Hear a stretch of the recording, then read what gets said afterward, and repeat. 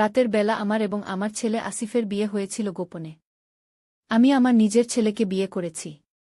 হ্যাঁ, তোমরা ঠিক শুনেছ। আমি নাজমা বেগম, একজন ৩-৫ বছরের নারী, আমার ১৫ বছরের ছেলেকে বিয়ে করেছি। এই সত্যটি শুনে তোমরা হয়তো শিউরে উঠবে, কিন্তু এর পেছনে যে কাহিনী আছে তা শুনলে তোমরা আমাদের বুঝতে পারবে।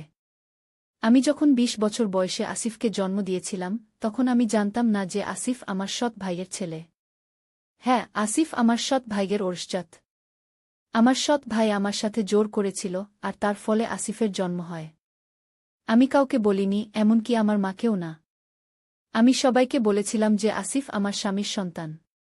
আমার স্বামী হারুন তখন প্রবাসে। ও যখন ফিরে এলো, আসিফকে নিজের সন্তান হিসেবে গ্রহণ করেছিল। আসিফ যখন ৪ বছরের, আমার স্বামী একটি দুর্ঘটনায় মারা যায়। আমি একা আসিফকে মানুষ করেছি। আসিফ বড় হওয়ার সাথে সাথে আমার সৎ ভাইও আবার আমাদের খোঁজ করতে শুরু করে। সে আমাদের পেয়ে যায় আর আসিফকে বলে দেয় যে সে আসিফের আসল বাবা। আসিফ এই সত্যটি মেনে নিতে পারেনি। সে আমাকে জিজ্ঞাসা করেছিল, মা, সত্যি কি এই লোকটা আমার বাবা? আমি সত্যটি স্বীকার করেছিলাম। আসিফ আমার সৎ ভাইকে ঘৃণা করত। সে তাকে বাবা হিসেবে স্বীকার করতে চায়নি। একদিন আমার সৎ ভাই আসিফকে জোর করে তার সাথে নিয়ে যেতে চেয়েছিল। আসিফ আমাকে বাঁচাতে চেয়েছিল। আমরা দুজন পালিয়ে আসি। আমরা দূরের একটি গ্রামে চলে আসি, যেখানে কেউ আমাদের চিনত না। সেখানে আমরা স্বামী-স্ত্রী হিসেবে পরিচয় দিতে শুরু করি যাতে কেউ আমাদের খুঁজে না পায়। ১ বছর পর আসিফ আমাকে বলে, মা, আমরা এখানে স্বামী-স্ত্রী হিসেবে থাকছি। আমরা কি সত্যিই বিয়ে করব? আমি অবাক হয়ে তার দিকে তাকিয়েছিলাম। সে বলেছিল, আমরা রক্তের সম্পর্কে সম্পর্কিত নই, মা। তুমি আমার সৎ ভাইয়ের সাথে সম্পর্কিত, কিন্তু আমি তোমার সাথে নই। আমরা বিয়ে করতে পারি। সেই রাতেই আমাদের বিয়ে হয়েছিল। আমরা সত্যিই স্বামী-স্ত্রী হয়ে গিয়েছিলাম। আমি আমার ছেলের স্ত্রী হয়ে গিয়েছিলাম, আর সে আমার স্বামী।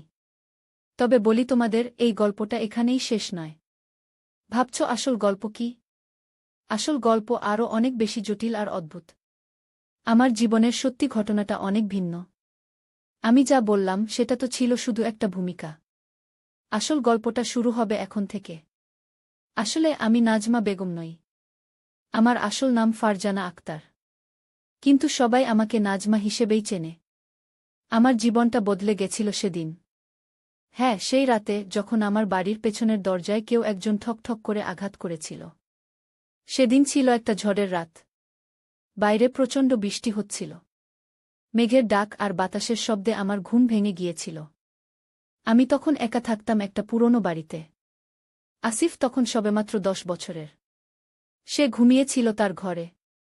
হঠাৎ পেছনের দরজায় আওয়াজ শুনে আমি একটু ভয় পেয়ে গেলাম। রাত তখন প্রায় ২টো বাজে। এমন সময় কে আসতে পারে? ভেবেছিলাম পশুৎসু কিছু হবে। কিন্তু তারপর শুনলাম, ফারজানা, দরজা খোলো। আমি কামাল। কামাল? আমার স্বামী? কিন্তু কামাল তো মারা গিয়েছে ৩ বছর আগে। আমি দরজার কাছে গেলাম, কিন্তু খুললাম না। কে? আমি জিজ্ঞেস করলাম, কে ওখানে? ফারজানা, আমি কামাল। দরজা খোলো। কিন্তু সেটা তো অসম্ভব। আমার স্বামী কামাল একটি বিমান দুর্ঘটনায় মারা গিয়েছিল। তার লাশ পাওয়া যায়নি, কিন্তু তার মৃত্যু নিশ্চিত হয়েছিল। এখন আবার তার গলার আওয়াজ শুনতে পাচ্ছি। আমি দরজার পেছনে দাঁড়িয়ে রইলাম, ভয়ে কাঁপতে লাগলাম। ফারজানা, দয়া করে দরজাটা খোলো। আমি তোমাকে ব্যাখ্যা করতে চাই। আমার সারা শরীর কাঁপছিল, কিন্তু আমি দরজাটা খুলে দিলাম। আর যা দেখলাম তাতে আমার বিশ্বাস হল না। সামনে দাঁড়িয়ে আছেন আমার স্বামী কামাল, ভিজে ভিজে, রক্তাক্ত এবং ক্লান্ত। আমি ভেবেছিলাম এটা একটা স্বপ্ন। আমি নিজের চোখকে বিশ্বাস করতে পারছিলাম না। কামাল, তুমি? কিন্তু কিভাবে? তুমি তো মারা গিয়েছ। কামাল দুর্বল হাসি দিয়ে বললেন, ফারজানা, আমি মরি নাই। আমি বেঁচে আছি। আমাকে লুকিয়ে রাখা হয়েছিল। আমি পালিয়ে এসেছি। আমার জীবন বিপদে। আমি তাকে ভেতরে নিয়ে এলাম। তার শরীরে অনেক কাটা দাগ ছিল। তার পোশাক ছিন্নভিন্ন ছিল এবং সে অনেক দুর্বল দেখাচ্ছিল। আমি তাকে পরিষ্কার করে ড্রেসিং করলাম। তারপর সে গল্প শুরু করল। ফারজানা, আমি তোমাকে একটা সত্য বলতে চাই। আমি আসলে কে তুমি জানো না। আসলে আমি ওদের লোক ছিলাম। ওদের লোক? কাদের? সরকারের গোপন বিভাগ। আমরা অনেক গোপন মিশনে কাজ করতাম। আমার আসল নাম কামাল নয়। আমার নাম রহিম। আমি তোমার সাথে বিয়ে করেছিলাম একটা মিশনের জন্য। তোমার বাবা জহির আহমেদ একজন বিজ্ঞানী ছিলেন। তিনি একটা গুরুত্বপূর্ণ ফর্মুলা আবিষ্কার করেছিলেন। আমরা সেটা চাইতাম। আমি বুঝতে পারছিলাম না। আমার বাবা তো একজন স্কুল শিক্ষক ছিলেন।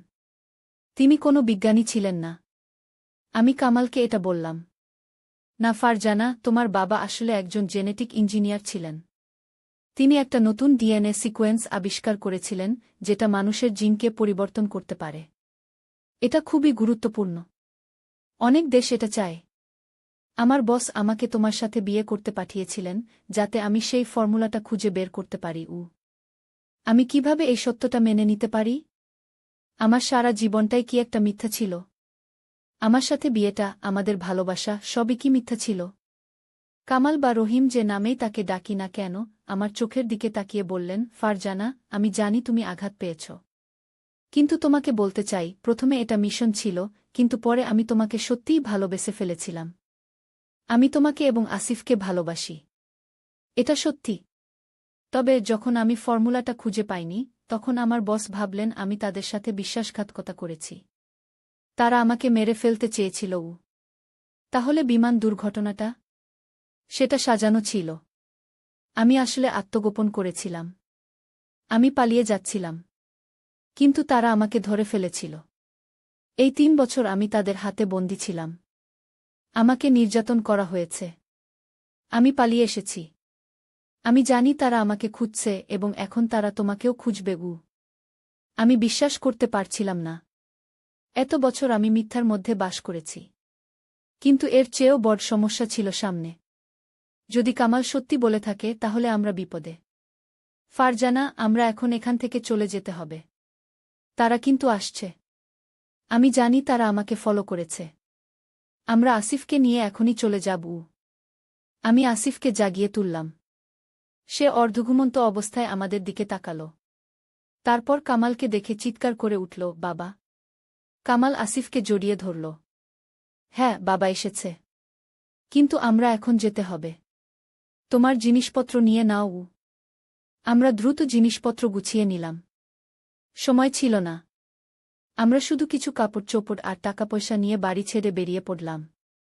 এখন কোথায় যাব? কে আমাদের সাহায্য করবে? আমার মাথায় কোনো পরিকল্পনা ছিল না। কিন্তু কামাল জানত। আমরা বর্ডার পার হয়ে যাব। শুধু আমাকে বিশ্বাস করো, ফারজানা। সেই রাতে আমরা একটা ট্যাক্সি নিয়ে শহর ছেড়ে চলে গেলাম। ট্যাক্সি ড্রাইভারকে বললাম রাস্তার পাশে একটা নির্জন জায়গায় নামিয়ে দিতে। তারপর আমরা হেঁটে চললাম।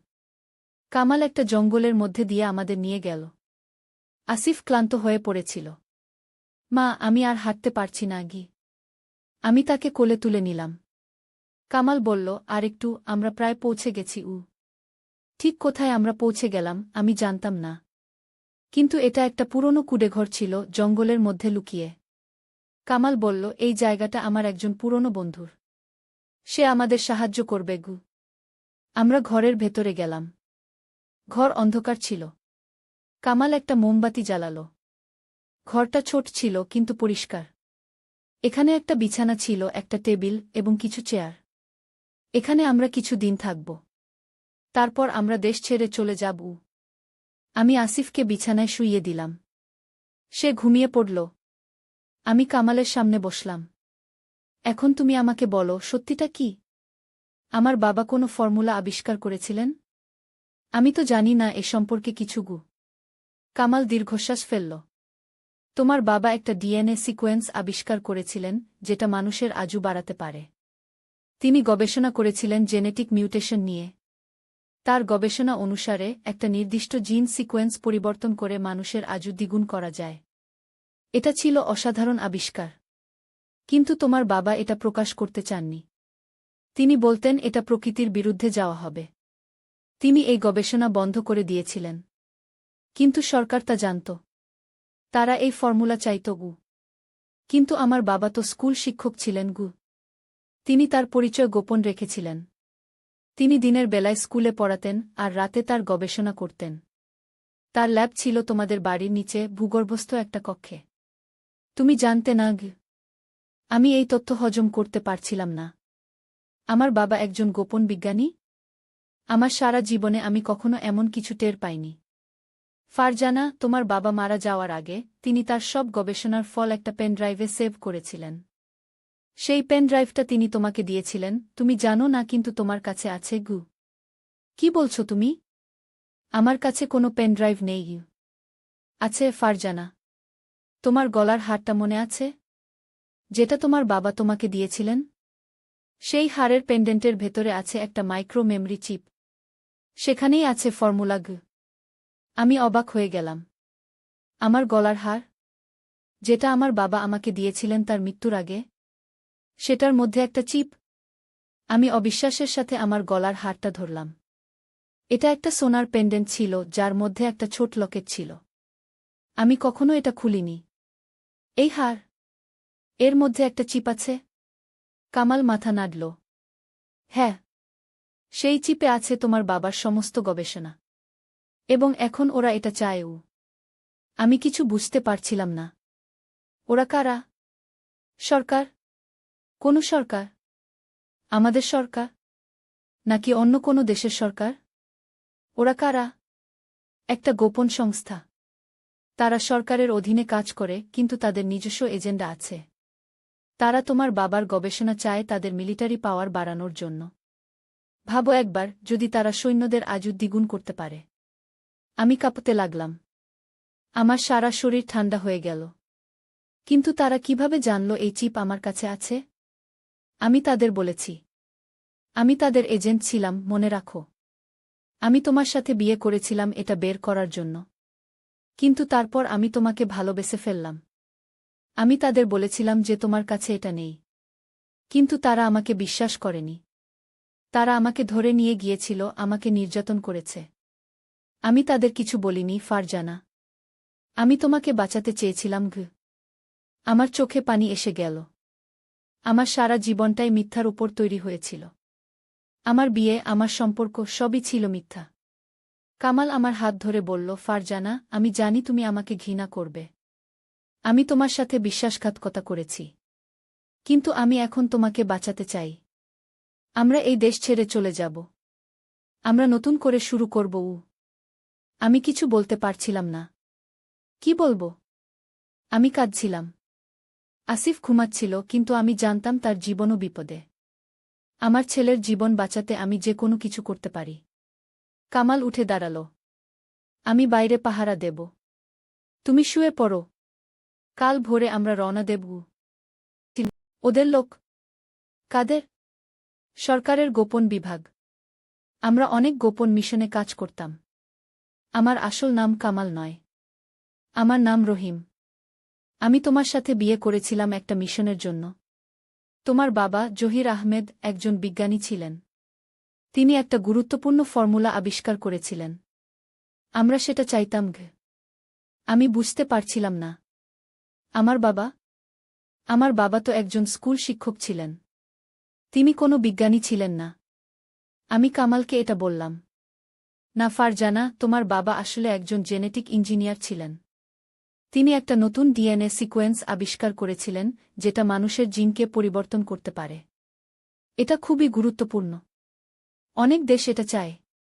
আমার বস আমাকে তোমার সাথে বিয়ে করতে পাঠিয়েছিলেন, যাতে আমি সেই ফর্মুলাটা খুঁজে বের করতে পারি। আমি কিভাবে এই সত্যটা মেনে নিতে পারি? আমার সারা জীবনটাই কি একটা মিথ্যা ছিল? আমার সাথে বিয়েটা, আমাদের ভালোবাসা, সবই কি মিথ্যা ছিল? কামাল বা রহিম যে নামেই তাকে ডাকি না কেন, আমার চোখের দিকে তাকিয়ে বললেন, ফারজানা, আমি জানি তুমি আঘাত পেয়েছ। কিন্তু তোমাকে বলতে চাই, প্রথমে এটা মিশন ছিল, কিন্তু পরে আমি তোমাকে সত্যিই ভালোবেসে ফেলেছিলাম। আমি তোমাকে এবং আসিফকে ভালোবাসি। এটা সত্যি। তবে যখন আমি ফর্মুলাটা খুঁজে পাইনি, তখন আমার বস ভাবলেন আমি তাদের সাথে বিশ্বাসঘাতকতা করেছি। তারা আমাকে মেরে ফেলতে চেয়েছিল। তাহলে বিমান দুর্ঘটনাটা? সেটা সাজানো ছিল। আমি আসলে আত্মগোপন করেছিলাম। আমি পালিয়ে যাচ্ছিলাম। কিন্তু তারা আমাকে ধরে ফেলেছিল। এই ৩ বছর আমি তাদের হাতে বন্দী ছিলাম। আমাকে নির্যাতন করা হয়েছে। আমি পালিয়ে এসেছি। আমি জানি তারা আমাকে খুঁজছে এবং এখন তারা তোমাকেও খুঁজবে। আমি বিশ্বাস করতে পারছিলাম না। এত বছর আমি মিথ্যার মধ্যে বাস করেছি। কিন্তু এর চেয়েও বড় সমস্যা ছিল সামনে। যদি কামাল সত্যি বলে থাকে তাহলে আমরা বিপদে। ফারজানা, আমরা এখন এখান থেকে চলে যেতে হবে। তারা কিন্তু আসছে। আমি জানি তারা আমাকে ফলো করেছে। আমরা আসিফকে নিয়ে এখনই চলে যাব। আমি আসিফকে জাগিয়ে তুললাম। সে অর্ধঘুমন্ত অবস্থায় আমাদের দিকে তাকাল। তারপর কামালকে দেখে চিৎকার করে উঠল, বাবা! কামাল আসিফকে জড়িয়ে ধরল।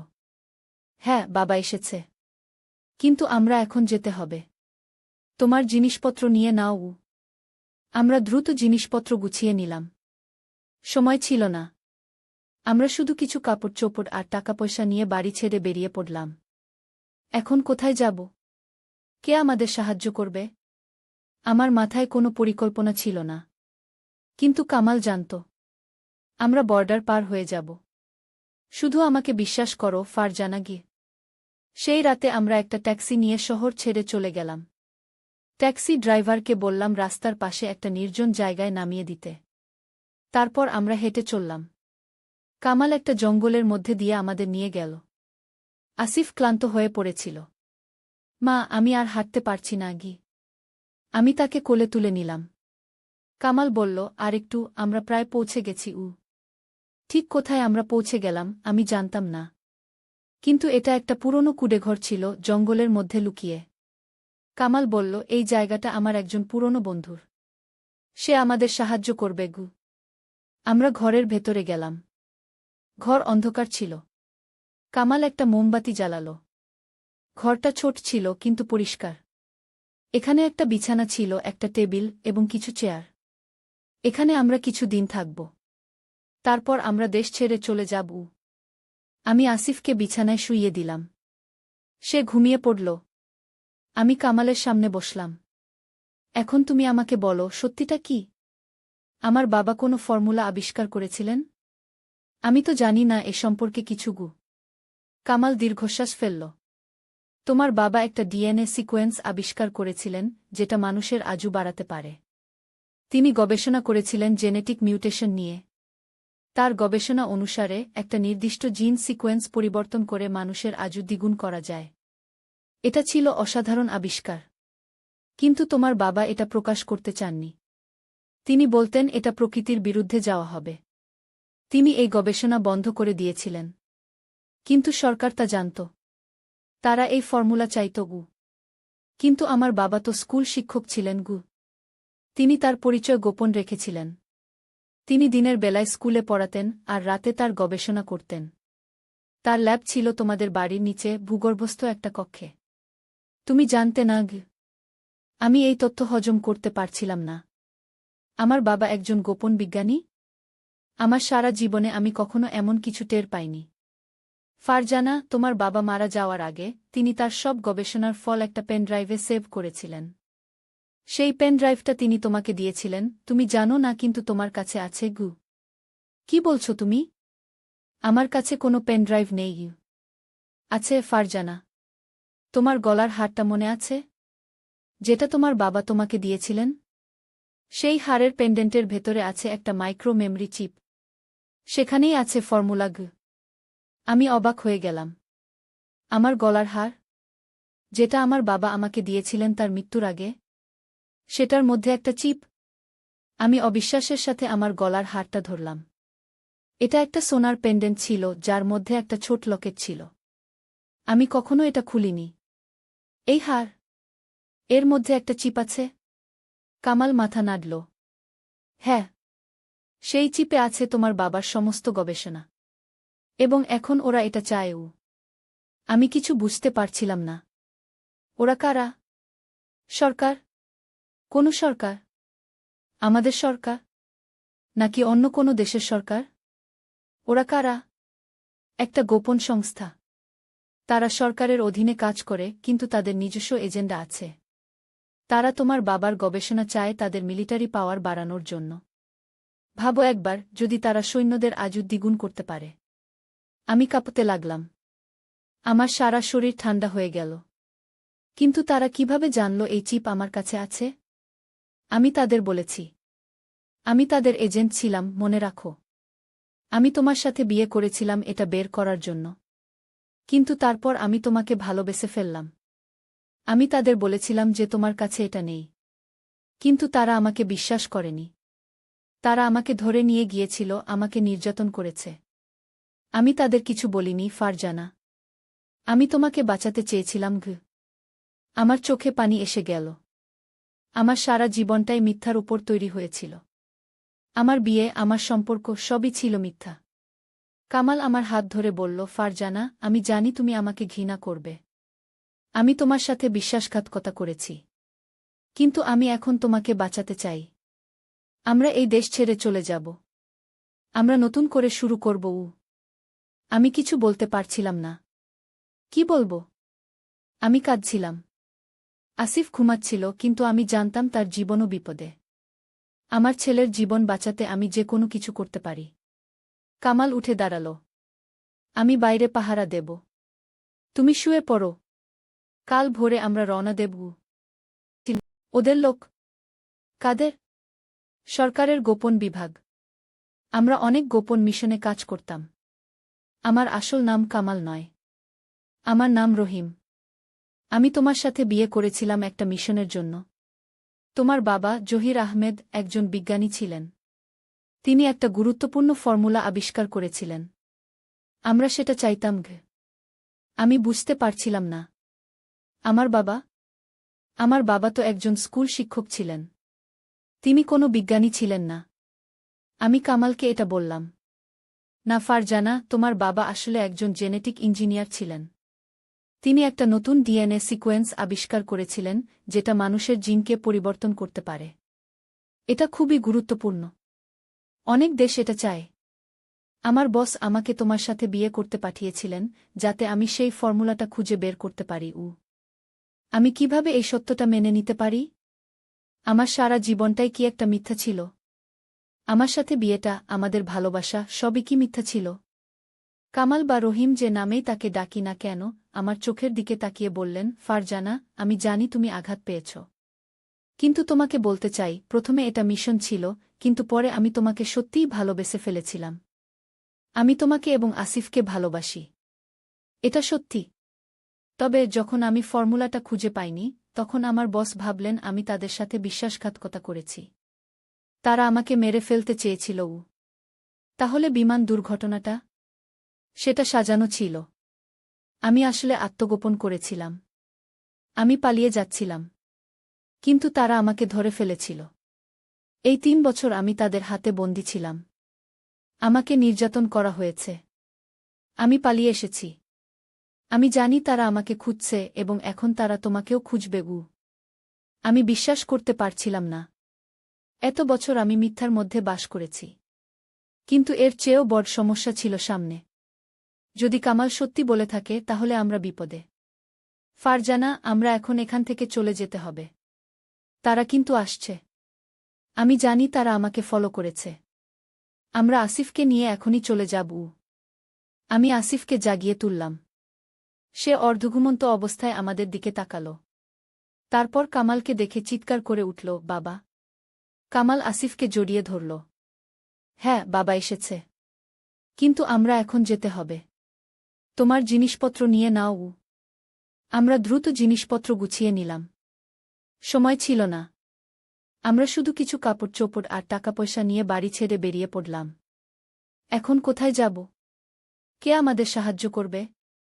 আমার মাথায় কোনো পরিকল্পনা ছিল না। কিন্তু কামাল জানত। আমরা বর্ডার পার হয়ে যাব। শুধু আমাকে বিশ্বাস করো, ফারজানা। সেই রাতে আমরা একটা ট্যাক্সি নিয়ে শহর ছেড়ে চলে গেলাম। ট্যাক্সি ড্রাইভারকে বললাম রাস্তার পাশে একটা নির্জন জায়গায় নামিয়ে দিতে। তারপর আমরা হেঁটে চললাম।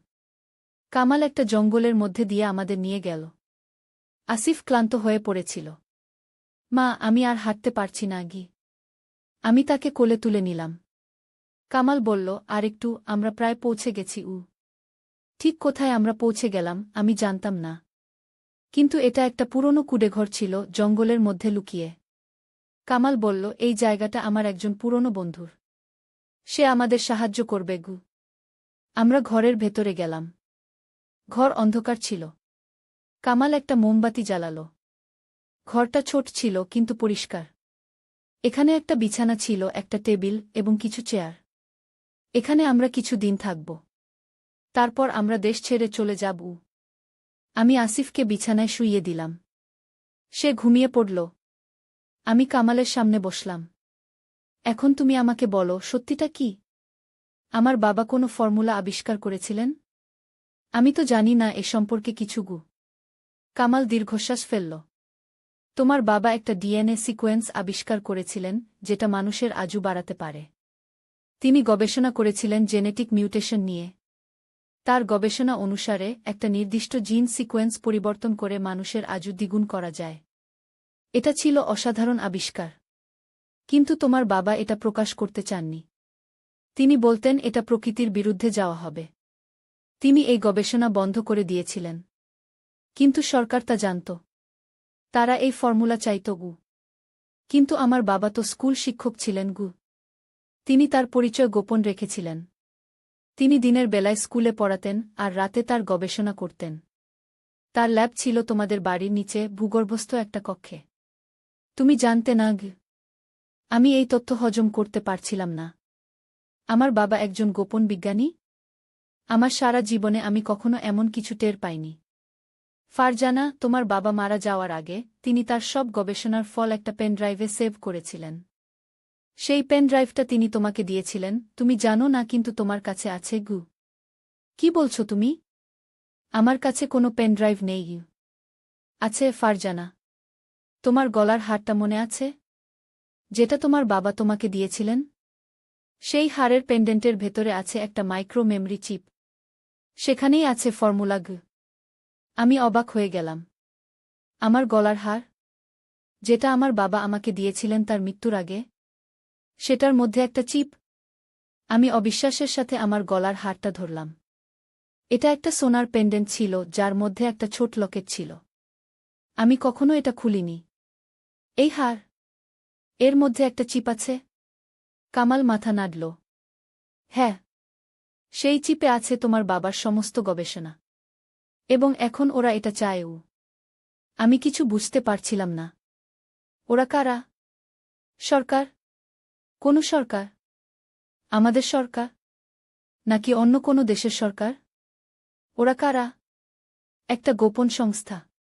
তারা সরকারের অধীনে কাজ করে, কিন্তু তাদের নিজস্ব এজেন্ডা আছে। তারা তোমার বাবার গবেষণা চায় তাদের মিলিটারি পাওয়ার বাড়ানোর জন্য। ভাবো একবার, যদি তারা সৈন্যদের আজু দ্বিগুণ করতে পারে। আমি কাঁপতে লাগলাম। আমার সারা শরীর ঠান্ডা হয়ে গেল। কিন্তু তারা কিভাবে জানল এই চিপ আমার কাছে আছে? আমি তাদের বলেছি। আমি তাদের এজেন্ট ছিলাম, মনে রাখো। আমি তোমার সাথে বিয়ে করেছিলাম এটা বের করার জন্য। কিন্তু তারপর আমি তোমাকে ভালোবেসে ফেললাম। আমি তাদের বলেছিলাম যে তোমার কাছে এটা নেই। কিন্তু তারা আমাকে বিশ্বাস করেনি। তারা আমাকে ধরে নিয়ে গিয়েছিল, আমাকে নির্যাতন করেছে। আমি তাদের কিছু বলিনি ফারজানা। আমি তোমাকে বাঁচাতে চেয়েছিলাম গু। আমার চোখে পানি এসে গেল। আমার সারা জীবনটাই মিথ্যার উপর তৈরি হয়েছিল। আমার বিয়ে, আমার সম্পর্ক, সবই ছিল মিথ্যা। কামাল আমার হাত ধরে বলল, ফারজানা, আমি জানি তুমি আমাকে ঘৃণা করবে। আমি তোমার সাথে বিশ্বাসঘাতকতা করেছি। কিন্তু আমি এখন তোমাকে বাঁচাতে চাই। আমরা এই দেশ ছেড়ে চলে যাব। আমরা নতুন করে শুরু করব। আমি কিছু বলতে পারছিলাম না। কি বলবো? আমি কাঁদছিলাম। আসিফ ঘুমাচ্ছিল, কিন্তু আমি জানতাম তার জীবনও বিপদে। আমার ছেলের জীবন বাঁচাতে আমি যে কোনো কিছু করতে পারি। কামাল উঠে দাঁড়াল। আমি বাইরে পাহারা দেব।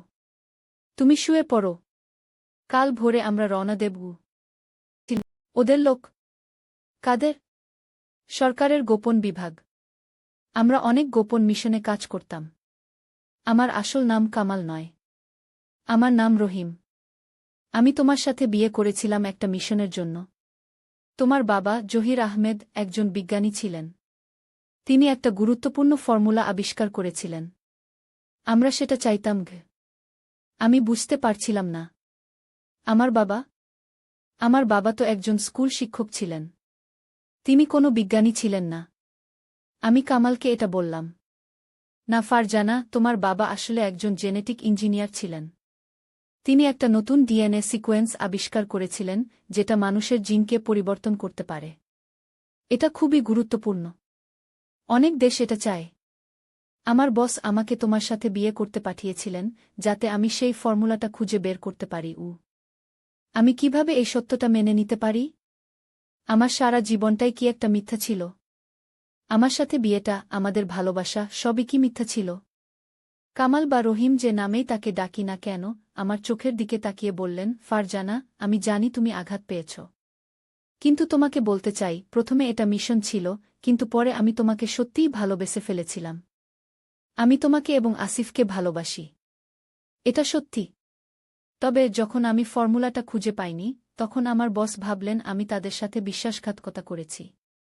তারা আমাকে মেরে ফেলতে চেয়েছিল। তাহলে বিমান দুর্ঘটনাটা? সেটা সাজানো ছিল। আমি আসলে আত্মগোপন করেছিলাম। আমি পালিয়ে যাচ্ছিলাম। কিন্তু তারা আমাকে ধরে ফেলেছিল। এই ৩ বছর আমি তাদের হাতে বন্দী ছিলাম। আমাকে নির্যাতন করা হয়েছে। আমি পালিয়ে এসেছি। আমি জানি তারা আমাকে খুঁজছে এবং এখন তারা তোমাকেও খুঁজবে। আমি বিশ্বাস করতে পারছিলাম না। এত বছর আমি মিথ্যার মধ্যে বাস করেছি। কিন্তু এর চেয়েও বড় সমস্যা ছিল সামনে। যদি কামাল সত্যি বলে থাকে, তাহলে আমরা বিপদে। ফারজানা, আমরা এখন এখান থেকে চলে যেতে হবে। তারা কিন্তু আসছে। আমি জানি তারা আমাকে ফলো করেছে। আমরা আসিফকে নিয়ে এখনই চলে যাব। আমি আসিফকে জাগিয়ে তুললাম। সে অর্ধঘুমন্ত অবস্থায় আমাদের দিকে তাকাল। তারপর কামালকে দেখে চিৎকার করে উঠল, বাবা! কামাল আসিফকে জড়িয়ে ধরল। হ্যাঁ, বাবা এসেছে। কিন্তু আমরা এখন যেতে হবে। তোমার জিনিসপত্র নিয়ে নাও। আমরা দ্রুত জিনিসপত্র গুছিয়ে নিলাম। সময় ছিল না। আমরা শুধু কিছু কাপড় চোপড় আর টাকা পয়সা নিয়ে বাড়ি ছেড়ে বেরিয়ে পড়লাম। এখন কোথায় যাব? কে আমাদের সাহায্য করবে? আমার মাথায় কোনো পরিকল্পনা ছিল না। কিন্তু কামাল জানত। আমরা বর্ডার পার হয়ে যাব। শুধু আমাকে বিশ্বাস করো, ফারজানা। সেই রাতে আমরা একটা ট্যাক্সি নিয়ে শহর ছেড়ে চলে গেলাম। ট্যাক্সি ড্রাইভারকে বললাম রাস্তার পাশে একটা নির্জন জায়গায় নামিয়ে দিতে। তারপর আমরা হেঁটে চললাম। কামাল একটা জঙ্গলের মধ্যে দিয়ে আমাদের নিয়ে গেল। আসিফ ক্লান্ত হয়ে পড়েছিল। মা, আমি আর হাঁটতে পারছি না। আমি তাকে কোলে তুলে নিলাম। কামাল বলল, আরেকটু, আমরা প্রায় পৌঁছে গেছি। ঠিক কোথায় আমরা পৌঁছে গেলাম আমি জানতাম না। কিন্তু এটা একটা পুরনো কুঁড়েঘর ছিল, জঙ্গলের মধ্যে লুকিয়ে। কামাল বলল, এই জায়গাটা আমার একজন পুরনো বন্ধুর। সে আমাদের সাহায্য করবে। আমরা ঘরের ভেতরে গেলাম। ঘর অন্ধকার ছিল। কামাল একটা মোমবাতি জ্বালাল। ঘরটা ছোট ছিল কিন্তু পরিষ্কার। এখানে একটা বিছানা ছিল, একটা টেবিল এবং কিছু চেয়ার। এখানে আমরা কিছু দিন থাকব। তারপর আমরা দেশ ছেড়ে চলে যাব। আমি আসিফকে বিছানায় শুইয়ে দিলাম। সে ঘুমিয়ে পড়ল। আমি কামালের সামনে বসলাম। এখন তুমি আমাকে বলো, সত্যিটা কি? আমার বাবা কোনো ফর্মুলা আবিষ্কার করেছিলেন? আমি তো জানি না এ সম্পর্কে কিছু। কামাল দীর্ঘশ্বাস ফেলল।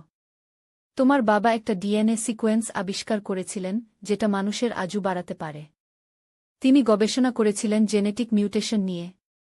তার গবেষণা অনুসারে একটা নির্দিষ্ট জিন সিকোয়েন্স পরিবর্তন করে মানুষের আজু দ্বিগুণ করা যায়। এটা ছিল অসাধারণ আবিষ্কার। কিন্তু তোমার বাবা এটা প্রকাশ করতে চাননি। তিনি বলতেন এটা প্রকৃতির বিরুদ্ধে যাওয়া হবে।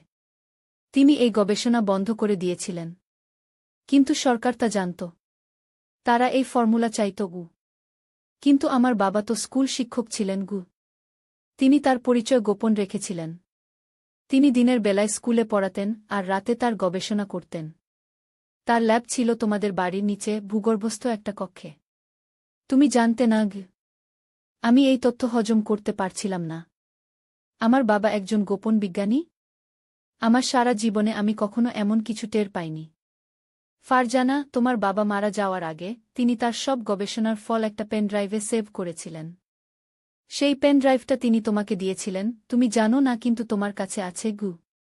কি বলছো তুমি? আমার কাছে কোনো পেন ড্রাইভ নেই গু। আছে ফারজানা। তোমার গলার হারটা মনে আছে? যেটা তোমার বাবা তোমাকে দিয়েছিলেন? সেই হারের পেন্ডেন্টের ভেতরে আছে একটা মাইক্রো মেমরি চিপ। সেখানেই আছে ফর্মুলা গু। আমি অবাক হয়ে গেলাম। আমার গলার হার? যেটা আমার বাবা আমাকে দিয়েছিলেন তার মৃত্যুর আগে? সেটার মধ্যে একটা চিপ? আমি অবিশ্বাসের সাথে আমার গলার হারটা ধরলাম। এটা একটা সোনার পেন্ডেন্ট ছিল যার মধ্যে একটা ছোট লকেট ছিল। আমি কখনো এটা খুলিনি। এই হার? এর মধ্যে একটা চিপ আছে? কামাল মাথা নাড়ল। হ্যাঁ। সেই চিপে আছে তোমার বাবার সমস্ত গবেষণা। এবং এখন ওরা এটা চায়ও। আমি কিছু বুঝতে পারছিলাম না। ওরা কারা? সরকার? কোনো সরকার? আমাদের সরকার? নাকি অন্য কোনো দেশের সরকার? ওরা কারা? একটা গোপন সংস্থা। তারা সরকারের অধীনে কাজ করে কিন্তু তাদের নিজস্ব এজেন্ডা আছে। তারা তোমার বাবার গবেষণা চায় তাদের মিলিটারি পাওয়ার বাড়ানোর জন্য। ভাবো একবার, যদি তারা সৈন্যদের আজও দ্বিগুণ করতে পারে। আমি কাঁপতে লাগলাম। আমার সারা শরীর ঠান্ডা হয়ে গেল। কিন্তু তারা কিভাবে জানল এই চিপ আমার কাছে আছে? আমি তাদের বলেছি। আমি তাদের এজেন্ট ছিলাম, মনে রাখো। আমি তোমার সাথে বিয়ে করেছিলাম এটা বের করার জন্য। কিন্তু তারপর আমি তোমাকে ভালোবেসে ফেললাম। আমি তাদের বলেছিলাম যে তোমার কাছে এটা নেই। কিন্তু তারা আমাকে বিশ্বাস করেনি। তারা আমাকে ধরে নিয়ে গিয়েছিল, আমাকে নির্যাতন করেছে। আমি তাদের কিছু বলিনি ফারজানা। আমি তোমাকে বাঁচাতে চেয়েছিলাম গু। আমার চোখে পানি এসে গেল। আমার সারা জীবনটাই মিথ্যার উপর তৈরি হয়েছিল। আমার বিয়ে, আমার সম্পর্ক সবই ছিল মিথ্যা। কামাল আমার হাত ধরে বলল, ফারজানা, আমি জানি তুমি আমাকে ঘৃণা করবে। আমি তোমার সাথে বিশ্বাসঘাতকতা করেছি। কিন্তু আমি এখন তোমাকে বাঁচাতে চাই। আমরা এই দেশ ছেড়ে চলে যাব। আমরা নতুন করে শুরু করব। আমি কিছু বলতে পারছিলাম না। কি বলবো? আমি কাঁদছিলাম। আসিফ ঘুমাচ্ছিল কিন্তু আমি জানতাম তার জীবনও বিপদে। আমার ছেলের জীবন বাঁচাতে আমি যে কোনো কিছু করতে পারি। কামাল উঠে দাঁড়াল। আমি বাইরে পাহারা দেব। তুমি শুয়ে পড়ো। কাল ভোরে আমরা রওনা দেব। ওদের লোক? কাদের? সরকারের গোপন বিভাগ। আমরা অনেক গোপন মিশনে কাজ করতাম। আমার আসল নাম কামাল নয়। আমার নাম রহিম। আমি তোমার সাথে বিয়ে করেছিলাম একটা মিশনের জন্য। তোমার বাবা জহির আহমেদ একজন বিজ্ঞানী ছিলেন। তিনি একটা গুরুত্বপূর্ণ ফর্মুলা আবিষ্কার করেছিলেন। আমরা সেটা চাইতাম গে। আমি বুঝতে পারছিলাম না। আমার বাবা? আমার বাবা তো একজন স্কুল শিক্ষক ছিলেন। তিনি কোনো বিজ্ঞানী ছিলেন না। আমি কামালকে এটা বললাম। না ফারজানা, তোমার বাবা আসলে একজন জেনেটিক ইঞ্জিনিয়ার ছিলেন। তিনি একটা নতুন ডিএনএ সিকোয়েন্স আবিষ্কার করেছিলেন যেটা মানুষের জিনকে পরিবর্তন করতে পারে। এটা খুবই গুরুত্বপূর্ণ। অনেক দেশ এটা চায়। আমার বস আমাকে তোমার সাথে বিয়ে করতে পাঠিয়েছিলেন যাতে আমি সেই ফর্মুলাটা খুঁজে বের করতে পারি। আমি কিভাবে এই সত্যটা মেনে নিতে পারি? আমার সারা জীবনটাই কি একটা মিথ্যা ছিল? আমার সাথে বিয়েটা, আমাদের ভালোবাসা সবই কি মিথ্যা ছিল? কামাল বা রহিম যে নামেই তাকে ডাকি না কেন, আমার চোখের দিকে তাকিয়ে বললেন, ফারজানা, আমি জানি তুমি আঘাত পেয়েছ। কিন্তু তোমাকে বলতে চাই, প্রথমে এটা মিশন ছিল, কিন্তু পরে আমি তোমাকে সত্যিই ভালোবেসে ফেলেছিলাম। আমি তোমাকে এবং আসিফকে ভালোবাসি। এটা সত্যি। তবে যখন আমি ফর্মুলাটা খুঁজে পাইনি, তখন আমার বস ভাবলেন আমি তাদের সাথে বিশ্বাসঘাতকতা করেছি। তারা আমাকে মেরে ফেলতে চেয়েছিল। তাহলে বিমান দুর্ঘটনাটা? সেটা সাজানো ছিল। আমি আসলে আত্মগোপন করেছিলাম। আমি পালিয়ে যাচ্ছিলাম। কিন্তু তারা আমাকে ধরে ফেলেছিল। এই 3 বছর আমি তাদের হাতে বন্দী ছিলাম। আমাকে নির্যাতন করা হয়েছে। আমি পালিয়ে এসেছি। আমি জানি তারা আমাকে খুঁজছে এবং এখন তারা তোমাকেও খুঁজবে। আমি বিশ্বাস করতে পারছিলাম না। এত বছর আমি মিথ্যার মধ্যে বাস করেছি। কিন্তু এর চেয়েও বড় সমস্যা ছিল সামনে। যদি কামাল সত্যি বলে থাকে তাহলে আমরা বিপদে। ফারজানা, আমরা এখন এখান থেকে চলে যেতে হবে। তারা কিন্তু আসছে। আমি জানি তারা আমাকে ফলো করেছে। আমরা আসিফকে নিয়ে এখনই চলে যাব। আমি আসিফকে জাগিয়ে তুললাম। সে অর্ধঘুমন্ত অবস্থায় আমাদের দিকে তাকাল। তারপর কামালকে দেখে চিৎকার করে উঠল, বাবা। কামাল আসিফকে জড়িয়ে ধরল। হ্যাঁ, বাবা এসেছে। কিন্তু আমরা এখন যেতে হবে। তোমার জিনিসপত্র নিয়ে নাও। আমরা দ্রুত জিনিসপত্র গুছিয়ে নিলাম। সময় ছিল না। আমরা শুধু কিছু কাপড় চোপড় আর টাকা পয়সা নিয়ে বাড়ি ছেড়ে বেরিয়ে পড়লাম। এখন কোথায় যাব? কে আমাদের সাহায্য করবে? আমার মাথায় কোনো পরিকল্পনা ছিল না। কিন্তু কামাল জানত আমরা বর্ডার পার হয়ে যাব। শুধু আমাকে বিশ্বাস করো, ফারজানা গি। সেই রাতে আমরা একটা ট্যাক্সি নিয়ে শহর ছেড়ে চলে গেলাম। ট্যাক্সি ড্রাইভারকে বললাম রাস্তার পাশে একটা নির্জন জায়গায় নামিয়ে দিতে। তারপর আমরা হেঁটে চললাম। কামাল একটা জঙ্গলের মধ্যে দিয়ে আমাদের নিয়ে গেল। আসিফ ক্লান্ত হয়ে পড়েছিল। মা, আমি আর হাঁটতে পারছি না গি। আমি তাকে কোলে তুলে নিলাম। কামাল বলল, আরেকটু, আমরা প্রায় পৌঁছে গেছি। ঠিক কোথায় আমরা পৌঁছে গেলাম আমি জানতাম না। কিন্তু এটা একটা পুরনো কুঁড়েঘর ছিল, জঙ্গলের মধ্যে লুকিয়ে। কামাল বলল, এই জায়গাটা আমার একজন পুরনো বন্ধুর। সে আমাদের সাহায্য করবে গু। আমরা ঘরের ভেতরে গেলাম। ঘর অন্ধকার ছিল। কামাল একটা মোমবাতি জ্বালাল। ঘরটা ছোট ছিল কিন্তু পরিষ্কার। এখানে একটা বিছানা ছিল, একটা টেবিল এবং কিছু চেয়ার। এখানে আমরা কিছু দিন থাকব। তারপর আমরা দেশ ছেড়ে চলে যাব। আমি আসিফকে বিছানায় শুইয়ে দিলাম। সে ঘুমিয়ে পড়ল। আমি কামালের সামনে বসলাম। এখন তুমি আমাকে বলো, সত্যিটা কি? আমার বাবা কোনো ফর্মুলা আবিষ্কার করেছিলেন? আমি তো জানি না এ সম্পর্কে কিছু গু। কামাল দীর্ঘশ্বাস ফেলল। তোমার বাবা একটা ডিএনএ সিকোয়েন্স আবিষ্কার করেছিলেন, যেটা মানুষের আজু বাড়াতে পারে। তিনি গবেষণা করেছিলেন জেনেটিক মিউটেশন নিয়ে। তার গবেষণা অনুসারে একটা নির্দিষ্ট জিন সিকোয়েন্স পরিবর্তন করে মানুষের আজু দ্বিগুণ করা যায়। এটা ছিল অসাধারণ আবিষ্কার। কিন্তু তোমার বাবা এটা প্রকাশ করতে চাননি। তিনি বলতেন এটা প্রকৃতির বিরুদ্ধে যাওয়া হবে। তিনি এই গবেষণা বন্ধ করে দিয়েছিলেন। কিন্তু সরকার তা জানত। তারা এই ফর্মুলা চাইত গু। কিন্তু আমার বাবা তো স্কুল শিক্ষক ছিলেন গু। তিনি তার পরিচয় গোপন রেখেছিলেন। তিনি দিনের বেলায় স্কুলে পড়াতেন আর রাতে তার গবেষণা করতেন। তার ল্যাব ছিল তোমাদের বাড়ির নিচে ভূগর্ভস্থ একটা কক্ষে। তুমি জানতে না গু। আমি এই তথ্য হজম করতে পারছিলাম না। আমার বাবা একজন গোপন বিজ্ঞানী? আমার সারা জীবনে আমি কখনো এমন কিছু টের পাইনি। ফারজানা, তোমার বাবা মারা যাওয়ার আগে তিনি তার সব গবেষণার ফল একটা পেনড্রাইভে সেভ করেছিলেন। সেই পেনড্রাইভটা তিনি তোমাকে দিয়েছিলেন, তুমি জানো না, কিন্তু তোমার কাছে আছে গু। কি বলছো তুমি? আমার কাছে কোনো পেনড্রাইভ নেই গু। আছে ফারজানা। তোমার গলার হারটা মনে আছে? যেটা তোমার বাবা তোমাকে দিয়েছিলেন? সেই হারের পেন্ডেন্টের ভেতরে আছে একটা মাইক্রো মেমরি চিপ। সেখানেই আছে ফর্মুলা গু। আমি অবাক হয়ে গেলাম। আমার গলার হার, যেটা আমার বাবা আমাকে দিয়েছিলেন তার মৃত্যুর আগে, সেটার মধ্যে একটা চিপ। আমি অবিশ্বাসের সাথে আমার গলার হারটা ধরলাম। এটা একটা সোনার পেন্ডেন্ট ছিল, যার মধ্যে একটা ছোট লকেট ছিল। আমি কখনো এটা খুলিনি। এই হার, এর মধ্যে একটা চিপ আছে? কামাল মাথা নাড়ল। হ্যাঁ, সেই চিপে আছে তোমার বাবার সমস্ত গবেষণা। এবং এখন ওরা এটা চায়ও। আমি কিছু বুঝতে পারছিলাম না। ওরা কারা? সরকার? কোন সরকার? আমাদের সরকার? নাকি অন্য কোনো দেশের সরকার? ওরা কারা?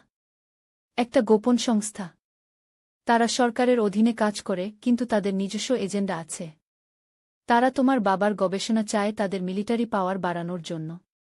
ভাবো একবার, যদি তারা সৈন্যদের আজু দ্বিগুণ করতে পারে। আমি কাঁপতে লাগলাম। আমার সারা শরীর ঠান্ডা হয়ে গেল। কিন্তু তারা কিভাবে জানল এই চিপ আমার কাছে আছে? আমি তাদের বলেছি। আমি তাদের এজেন্ট ছিলাম, মনে রাখো। আমি তোমার সাথে বিয়ে করেছিলাম এটা বের করার জন্য। কিন্তু তারপর আমি তোমাকে ভালোবেসে ফেললাম। আমি তাদের বলেছিলাম যে তোমার কাছে এটা নেই।